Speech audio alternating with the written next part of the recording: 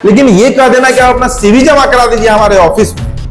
भाई आपका ऑफिस कहां से नौकरी दे रहा है? आप तो वही नौकरी दे सकते हैं जो जेएसपीटी में लड़कों को दिए हैं, जो आईपैक में आपने कई लड़कों को दिया। प्रशांत ने 2-3 स्टेट का काम लिया भी है, उठा भी लिया है। क्योंकि चुनाव अगले साल है तो 6 महीने 4 महीने का काम चलता है इन लोगों का। तो क्या उन सस्ते लेबर्स के लिए, उन सस्ते एम्प्लॉइज के लिए प्रशांत किशोर ये प्रपोजल निकाल रहे हैं? 30 दिन देखिए इसमें कैसे, मतलब इसको आप कमीशन भी कह सकते हैं कि कैसे एक दिन का, अगर एक युवक का बात किसी पार्टी से 1500 रुपए पर हो रहा है तो 30 दिन का कितना हो गया उसका? 45,000 रुपया हो गया। साथ में फूडिंग और लॉजिंग को भी आप जोड़ लीजिए तो 45,000 रुपया तो एक मुश्त सैलरी उसका निकल रहा है। और उसको अगर ये ले जाकर 15-20,000 पर वहां पर डिप्यूट करते हैं, कोई भी व्यक्ति अगर बिहार में नौकरी देने की बात करता है तो उसे स्वागत योग्य कदम कहा जाना चाहिए, उसकी प्रशंसा होनी चाहिए। लेकिन वो नौकरी किस मार्फत दे रहा है, किस कंपनी में दे रहा है, इसका तो जस्टिफिकेशन आना चाहिए ना। आपने कहा कि सीवी जमा कर दीजिए, बायोडाटा जमा कर दीजिए, बायोडाटा आपने कहा तो आपको उसी समय बताना चाहिए था कि हमने बेंगलुरु की 5 कंपनियों से बात की है, हमने महाराष्ट्र की कितनी कंपनियों से बात किया तो अगले साल के चुनाव की रणनीति है। सस्ता लेबर मिलेगा, सस्ता एम्प्लॉय मिल जाएगा बिहार से, और यही काम किया जा रहा है दोस्तों। देखिए 10,000 नौकरी वाला जो बात प्रशांत किशोर ने कर दिया है, ये उनके लिए गले का फांस बनेगा दोस्तों। आप देखिएगा इस बात को। विरोध तो शुरू हो ही गया है, भारतीय जनता पार्टी तो विरोध कर रही है, लेकिन भारतीय जनता पार्टी के विरोध का हम बहुत महत्व नहीं रख देते हैं। कुछ बड़ा जेन्युइन सवाल है जो कई लोग जानना चाहते हैं, कई लोग पूछ रहे हैं। भाई 10,000 नौकरी तो बहुत अच्छी बात है, अगर नौकरी बिहार के युवाओं को मिले तो इससे अच्छा क्या हो सकता है। आज बिहार की जो स्थिति है, सबसे अधिक पलायन, गरीबी, बेरोजगारी, सारे डेटा प्रशांत किशोर ने ही रखे हैं पिछले 3 सालों में, और वो डेटा स्वागत योग्य है। लेकिन जिस 10,000 रोजगार की बात वो कर रहे हैं और जो सैलरी की वो बात कर रहे हैं कि 10 से 15,000, हम 15,000 ही मान लेते हैं। अब 15,000 क्या तनख्वाह होता है? आप खुद सोचिए कि मतलब किसी अपार्टमेंट का या हमारे ही अपार्टमेंट का जो सिक्योरिटी गार्ड है 12 घंटा वो ड्यूटी करता है तो उसे 12,000 रुपया मिलता है, मतलब प्रतिदिन का उसे 400 रुपया। हालांकि मिनिमम वेजेस से ये कम है। अगर बिहारी मजदूरी भी कोई कर रहा है तो उसे भी प्रतिदिन का 500 रुपया बनता है। मतलब मजदूर की मैं बात कर रहा हूं, राजमिस्त्री का, जो सीमेंट ईटा बालू वाला काम करता है, उसका भी 500 रुपया बनता है प्रतिदिन।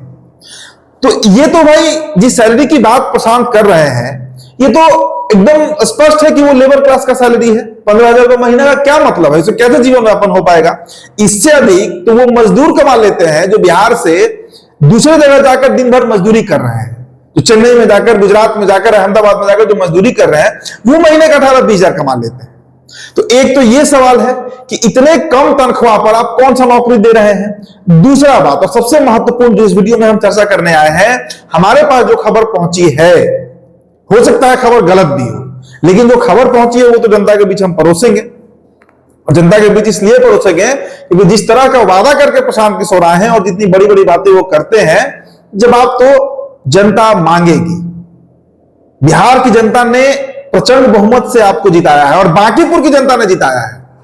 आपको राज्यसभा या विधान परिषद के सदस्य नहीं है कि आपकी अकाउंटेबिलिटी नहीं बनती है, आपकी अकाउंटेबिलिटी बनती है। आपको बांकीपुर की जनता ने दिल खोलकर वोट दिया है प्रशांत जी। अब देखिए जो हम तक खबर आ रही है, पहले आप वो जान लीजिए। खबर यह है अगले साल 7 राज्यों में चुनाव है। 7 राज्यों में चुनाव है। उत्तराखंड में चुनाव है, पंजाब में चुनाव है, मणिपुर में चुनाव है, गोवा में चुनाव है, उत्तर प्रदेश में चुनाव है। 7 राज्यों में चुनाव है दोस्तों अगले साल, 7 स्टेट्स। और जिन 7 राज्यों में चुनाव है, उसी चुनाव में मैनेजमेंट का काम करते हैं प्रशांत किशोर, ये भी हम जानते हैं। पिछले 10-15 साल से प्रशांत कर क्या रहे हैं? चुनावी मैनेजमेंट, प्रबंधन का काम, यही काम करते हैं। और इसके लिए वो मोटा रकम लेते हैं, मतलब 100, 200, 500 करोड़ में डील होता है। 2 घंटे की मीटिंग का 11 करोड़ रुपया लेते हैं। ये तो कैमरे पर ही प्रशांत किशोर ने खुद गछा है इस बात को। तो अब जेएसपीटी की बात होती है, आईपैक की बात होती है कि जेएसपीटी एक संस्था है जनस्वराज का। इसके अलावा आईपैक जो उनकी अपनी कंपनी हुआ करती थी, हालांकि अब वो ईडी और सीबीआई के रडार पर है। जेएसपीटी पर भी नजर बनी हुई है भाई जांच एजेंसियों की। अब प्रशांत करना क्या चाह रहे हैं? देखिए दरअसल प्रशांत की टीम में जो लोग काम करते हैं, जो उनका जेएसपीटी है या उसके पहले आईपैक जो भी था, उसमें मोटे सैलरी पर, मोटे तनख्वाह पर एम्प्लॉयज को रखा जाता था। और वो एम्प्लॉयज क्वालिफाइड भी होते थे। कहा जा रहा था, पता नहीं कितना इस बात में सत्यता है, कि आईआईटी से, आईआईएम से लड़कों को हायर किया जाता था लाख लाख रुपए महीने पर। या जो वहां का आम स्टाफ है उसको भी 20,000, 25,000, 35,000, 40,000, 50,000 तक सैलरी दिया जा रहा था। तो अब वो तो ईडी और सीबीआई के रडार पर है, और ये भी आप तय मानकर चलिए कि अगले इलेक्शन में प्रशांत काम तो उठाएंगे। भाई जिसका ये काम ही है, जिसका मुख्य पेशा ही चुनावी प्रबंधन का रहा है, वो तो ये काम करेगा ही करेगा, और इसमें कोई गलत नहीं है, इसको मैं गलत नहीं मानता हूं। वो पैसा जो लेते हैं वो भी गलत नहीं है, लेकिन क्या जिन 10,000 लड़कों की बात हो रही है, जिन 10,000 युवकों को रोजगार देने की बात हो रही है, क्या उनको इसी काम में लगाया जाना है? मैं सिर्फ सवाल उठा रहा हूं दोस्तों कि क्या उनको इसी काम में लगाया जाना है? क्यों भाई? सस्ता लेबर के लिए, सस्ता एम्प्लॉय के लिए कहां आपको 40,000 किसी को महीना देना है? क्योंकि हमारे पास जो इनपुट है, हमारे पास जो खबर है, हम इस खबर का दावा नहीं ठोकने की, एकदम सटीक खबर है, लेकिन खबर है हमारे पास। कई नेताओं से हमें खबर मिला है कि जो इनकी टीम में काम करते हैं लोग, इनकी टीम में काम क्या होता है, चुनावी प्रबंधन में क्या होता है? सोशल मीडिया चलाना, माइक लेकर गली गली घूमना, चुनाव प्रचार करना, एक पूरा चुनावी कैंपेन डिजाइन करना और उस पर काम करना, यही ना इनका काम है, मुख्य पेशा तो यही है। अब उसमें जहां पे ये मोटा तनख्वाह, और कई राज्यों में इनका कई पार्टियों से बातचीत भी चल रहा है। खबर तो यहां तक है कि प्रशांत ने 2-3 स्टेट का काम लिया भी है, उठा भी लिया है, क्योंकि चुनाव अगले साल है, तो 6 महीने 4 महीने का काम चलता है इन लोगों का। तो क्या उन सस्ते लेबर्स के लिए, उन सस्ते एम्प्लॉइज के लिए प्रशांत किशोर ये प्रपोजल निकाल रहे हैं? क्योंकि भाई आप जो कह रहे हैं कि हम 10,000 युवकों को रोजगार देंगे, दूसरे स्टेट में देंगे, तो किस स्टेट में आप दे रहे हैं? क्या प्रशांत किशोर इस बात को जनता के सामने लाना पसंद करेंगे कि आपने जिन 10,000 युवकों को, और वो भी कहा है आपने कि 1 साल के अंदर, क्योंकि 1 साल के अंदर ही चुनाव होना है, आप कनेक्शन जोड़ते जाइए दोस्तों, क्योंकि जिस सोर्स से मुझे ये खबर मिली है वो सोर्स अमूमन गलत नहीं होता है, और ये तो जग जाहिर है ना कि प्रशांत किशोर का यही काम है। तो क्या ये जो 10,000 बच्चों की बात कर रहे हैं, हो सकता है कि ये बढ़ भी जाए, हो सकता है कि 15-20 हजार तक पहुंच जाए, क्योंकि कई राज्यों में इलेक्शन है और बड़ा टीम लगता है भाई। चुनावी कैंपेन करना कोई आसान काम नहीं है, हमने नजदीक से देखा है चुनावी कैंपेन होते हुए, हमने कांग्रेस का देखा है, हमने बीजेपी का देखा है। एक छोटी छोटी जो कंपनी होती है वो 500-700 एम्प्लॉय रखता है चुनाव के समय। इनका तो देश का सबसे बड़ा कंपनी है, सबसे बड़े ये पॉलिटिकल स्ट्रेटेजिस्ट हैं, तो इनके पास तो 2-4, 5-10 हजार कैसी तरह जरूरत पड़ता होगा एम्प्लॉइज का। कई जगह ये भी बातचीत हुआ है कि प्रतिदिन, देखिए इसमें कैसे, मतलब इसको आप कमीशन भी कह सकते हैं, कि कैसे एक दिन का, अगर एक युवक का बात किसी पार्टी से 1,500 रुपए पर हो रहा है, तो 30 दिन का कितना हो गया उसका? 45,000 रुपया हो गया। साथ में फूडिंग और लॉजिंग को भी आप जोड़ लीजिए, तो 45,000 रुपया तो एक मुश्त सैलरी उसका निकल रहा है, और उसको अगर ये ले जाकर 15-20 हजार पर वहां पर डिप्यूट करते हैं, तो कंपनी को शुद्ध मुनाफा 20 से 25 हजार रुपए का होगा। एकदम स्पष्ट तरीके से इस बात को समझिए। देखिए, नौकरी बहुत स्वागत योग्य कदम है। कोई भी व्यक्ति अगर बिहार में नौकरी देने की बात करता है तो उसे स्वागत योग्य कदम कहा जाना चाहिए, उसकी प्रशंसा होनी चाहिए। लेकिन वो नौकरी किस मार्फत दे रहा है, किस कंपनी में दे रहा है, इसका तो जस्टिफिकेशन आना चाहिए ना। कि आप अगर नौकरी की बात कर रहे हैं तो आपकी किस कंपनी से बात हुई, क्या क्वालिफिकेशन? पटना में आप बताइए कि जो लड़का अनक्वालिफाइड है वही बैठा होगा, जो भी क्वालिफाइड है वो बाहर निकल चुका है, वो पहले से ही कमा रहा है, जी खा रहा है। कौन सा वो युवक है जो ग्रेजुएशन के बाद भी यहां खाक छान रहा है? वही लोग हैं जो सिर्फ सरकारी नौकरी की तैयारी में बैठे हुए हैं, उनके पास दूसरा कोई योग्यता नहीं है, उनके पास सिर्फ इतना ही योग्यता है कि वो एक एग्जाम निकालकर सरकारी नौकरी ज्वाइन कर सकते हैं। क्योंकि जिसमें भी, अब प्रशांत किशोर में ये हुनर था, कहां सरकारी नौकरी के लिए बैठे, तो सिंपल बीबीए ग्रेजुएट है, और देखिए दुनिया सफर करके और दुनिया में अपना झंडा गाड़ कर आज बिहार में चुनाव जीत के विधायक बन गए। तो ये वैसे ही लड़कों को टारगेट किया जा रहा है, वैसे ही भीड़ को ये टारगेट किया जा रहा है, 10,000, 15,000, 20,000 लड़कों को, जो एक्चुअली में सिर्फ और सिर्फ वही काम कर सकते हैं जो उनको मार्गदर्शित किया जाएगा। और इसीलिए मैंने कहा कि इसको आप अगले साल होने वाले 7 राज्यों के चुनाव से जोड़कर देखिए, क्योंकि एक बड़ा मैन पावर का जरूरत है, एक बड़ा मैन फोर्स का जरूरत है वहां पर, जो ह्यूमन रिसोर्स होता है उसकी जरूरत है वहां पर, और वो सबसे सस्ता आपको बिहार से ही मिलेगा। बिहार सबसे सस्ता लेबर सप्लायर स्टेट है, इसमें तो बुरा नहीं ना है।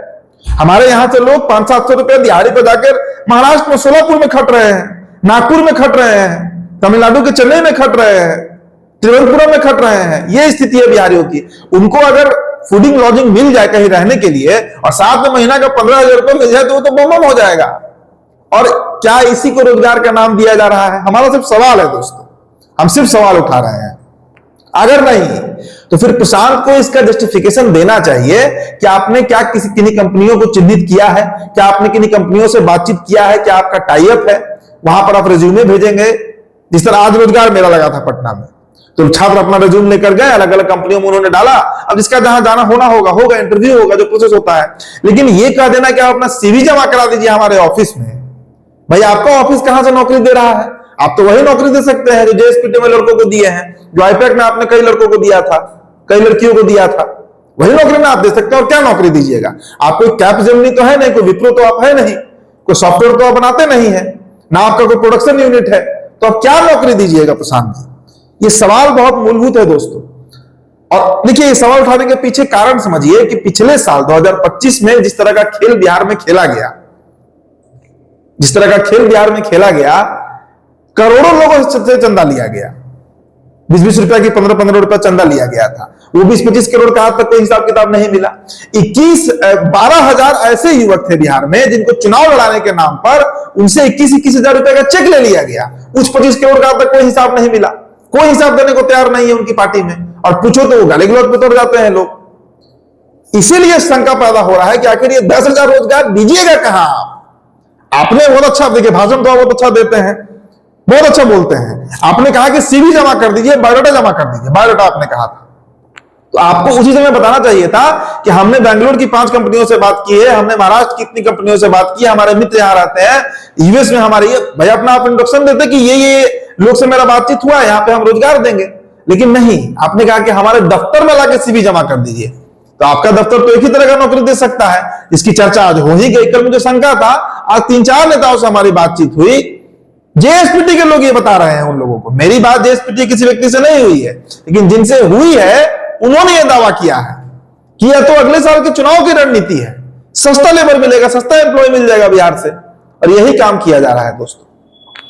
खैर, उनके जो समर्थक हैं भाई बहुत भड़क जाते हैं हमारे वीडियो पर, लेकिन आप भी इस पर विचार कीजिए। ये लोकतंत्र है, सवाल पूछा जाना चाहिए। और सबसे अधिक सवाल तो प्रशांत ने ही पूछा है पिछले 4 सालों में बिहार के हर एक नेता से। अब खुद वो नेता बने हैं, खुद विधायक बने हैं, तो जवाब तो देना पड़ेगा, सवाल तो उनसे पूछा जाएगा, भागने से काम नहीं चलेगा दोस्तों। फिलहाल दोस्तों इस खबर में इतना ही। मेरा नाम है, बहुत बहुत शुक्रिया।